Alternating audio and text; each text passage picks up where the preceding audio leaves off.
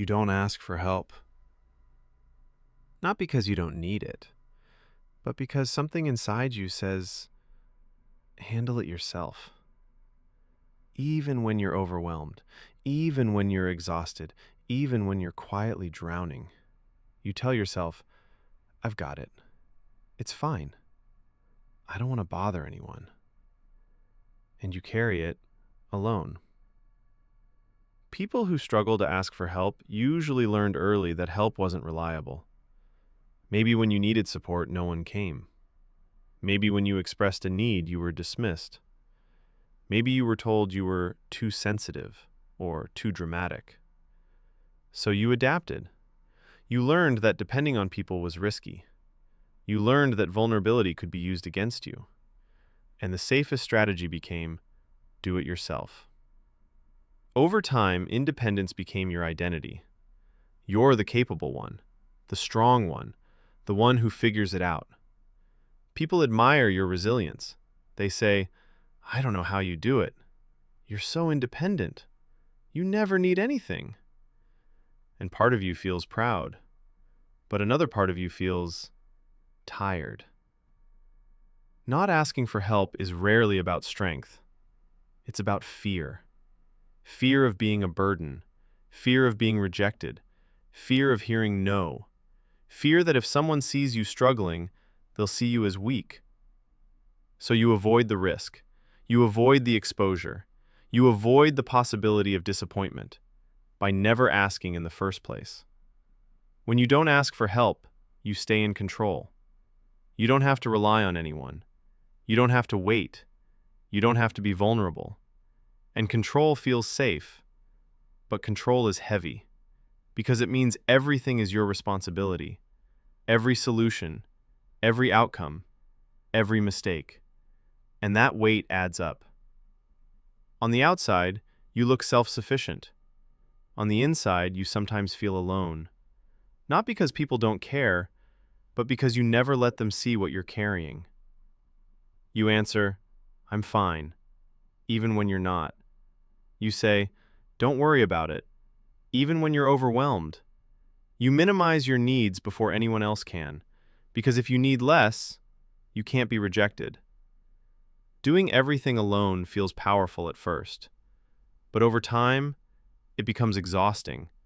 You overfunction in relationships. You solve problems before asking for input. You take on more than you should. You anticipate what others need, but rarely express what you need. And slowly, resentment builds. Not because others failed you, but because you never gave them the chance to show up. When you don't ask for help, intimacy stays limited. People can't support you if they don't know you need support.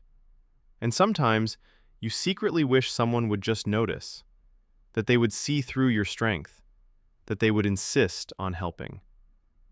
But most people respect the boundaries you show. If you say you're fine, they believe you. Underneath all of this is often one quiet belief. My needs are too much. Or, if I need too much, people will leave. So you shrink your needs. You handle it alone.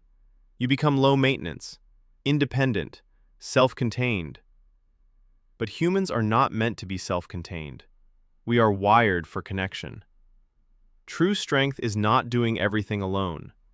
True strength is knowing when to reach. True strength is allowing someone to see you without armor. You don't become weaker when you ask for help. You become connected. Because asking means risking. Risking rejection. Risking disappointment. Risking being misunderstood. But here's the truth.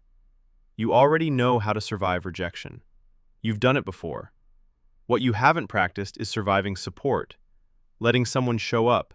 Letting someone say yes, letting someone care. Receiving is a skill, just like independence was a skill, and it can feel awkward at first. You might over-explain, you might apologize, you might say, it's not a big deal. But even small steps matter. Asking for advice, sharing that you're tired, letting someone help with something simple. Your nervous system might tense. That doesn't mean it's wrong. It means it's new. You don't have to stop being capable. You don't have to lose your independence, but you don't have to carry everything alone either. Support does not erase your strength, it supports it. You deserve relationships where help flows both ways, where you are not only the giver, but also the receiver. If you don't ask for help, it doesn't mean you're cold. It doesn't mean you don't trust anyone. It means you learned that relying on yourself was the safest option. And that made sense once. But maybe now, you don't have to survive alone anymore. You are allowed to need. You are allowed to reach. You are allowed to say, I can't do this by myself. And the right people won't see that as weakness. They'll see it as trust. And trust is where real connection begins.